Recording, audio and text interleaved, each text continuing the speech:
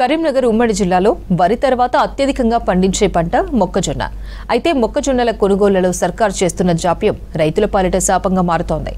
మార్క్ఫెడ్ ద్వారా పంటను కొనాల్సిన సర్కార్ మీనమేషాలు లెక్కిస్తుండటంతో దళారులు రైతుల కష్టాన్ని వడ్డీకి పావుసేరు లెక్క దోచుకుంటున్నారు.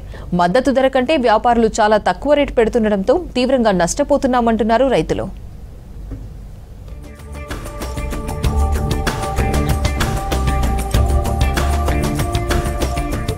కరీంనగర్, జగిత్యాల, పెద్దపల్లి జిల్లాల్లోని చాలా ప్రాంతాల్లో వరితో పాటు రైతులు మొక్కజొన్న సాగు చేస్తుంటారు. అందులోనూ జగిత్యాల జిల్లాలో ఈ పంట సాగు విస్తీర్ణం చాలా ఎక్కువ.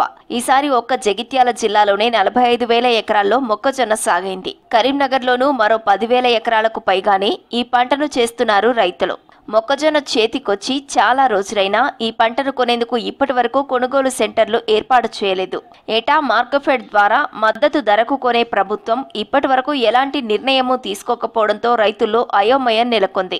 ప్రస్తుత సీజన్లో ఎకరాకు 25 క్వింటాల చొప్పున దాదాపు 10 లక్షల క్వింటాల దిగుబడి రావాల్సి ఉన్నా వర్షాలు అధికంగా కురవడంతో 40% వరకు పంట దెబ్బతింది.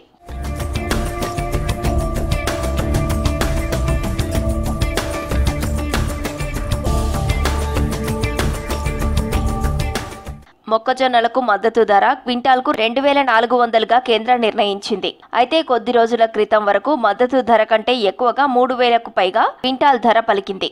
ఈ క్రమంలోనే అనుకోని వానలు మొదలు కావడంతో రైతులు పంటను కాపాడుకోలేక, దాచుకోలేక వ్యాపారుల దగ్గరకు క్యూ కట్టారు. డిమాండ్ సప్లై సూత్రం ప్రకారం రైతులంతా ఒక్కసారిగా పంటను అమ్మకానికి పెట్టడంతో ఇదే అదనుగా వ్యాపారులు రేట్లు అమాంతం తగ్గించేశారు. ఏకంగా 1,000 రూపాయలు తగ్గించి 2,000, 2,100 రూపాయలకైతేనే కొంటామంటున్నారు. ఇప్పటికే ఆరబోసిన మొక్కజొన్న కంకులు తడిచిపోగా వర్షాలను దృష్టిలో ఉంచుకొని కొంతమంది రైతులు కంకులను విరవకుండా కర్రలపైనే ఉంచారు. అవి కూడా పూర్తి స్థాయిలో చేతికందితే వ్యాపారులు ధర మరింత తగ్గించే ప్రమాదం ఉందని రైతులు ఆందోళన చెందుతున్నారు.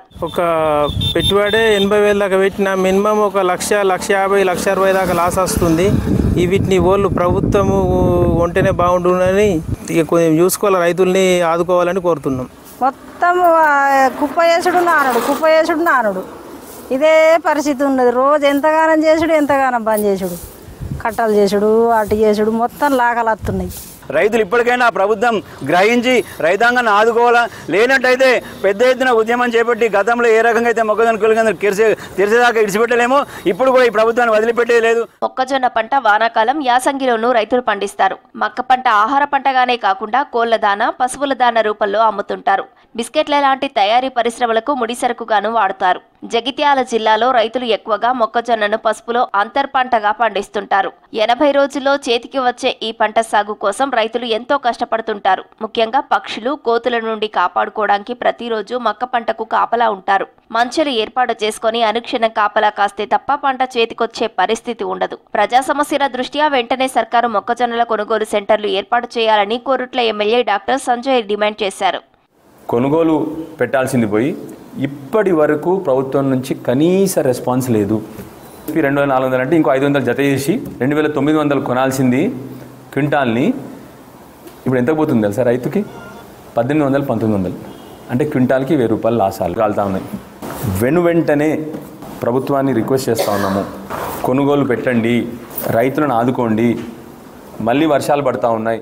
మొక్కజొన్నల కొనుగోలు విషయంలో ఏ సర్కారు ఉన్నా రైతులకు ఈ బాధలు మాత్రం తప్పడం లేదు. బీఆర్ఎస్ సర్కారు ఉన్నప్పుడు కూడా మొక్కజొన్నల కొనుగోలు కోసం ఆనాటి రైతులు మహోద్యమమే చేశారు.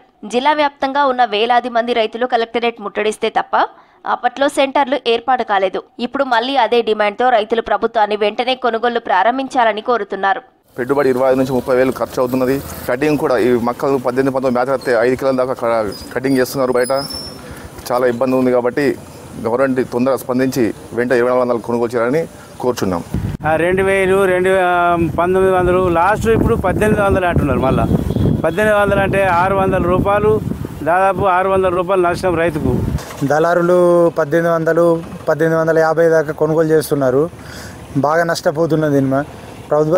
ప్రభుత్వం దీని మీద చర్య తీసుకొని కొనుగోలు కేంద్రాలు చాలు చేయాలని చెప్పేసి కోరుతున్నాం. దీన్ని మక్కల కొనుగోలు కేంద్రాలు వెంటనే ఓపెన్ చేయకుంటే ఖచ్చితంగా పెద్ద ఎత్తున ఉద్యమిస్తాము. ఈ వారం రోజులలో డేట్ కూడా మేము డిక్లేర్ చేస్తాము. ఖచ్చితంగా పెద్ద ఎత్తున ప్రతి మండలాలకు మేము పిలుపునిచ్చి దీన్ని పెద్ద ఎత్తున వేస్తాం. ఇప్పటికైనా ప్రభుత్వం కొనుగోలు కేంద్రాలు ఏర్పాటు చేయాలని కోరుతున్నారు రైతులు. దళారుల దందాతో తమ కష్టార్జితానికి కూడా విలువ దక్కడం లేదంటున్నారు.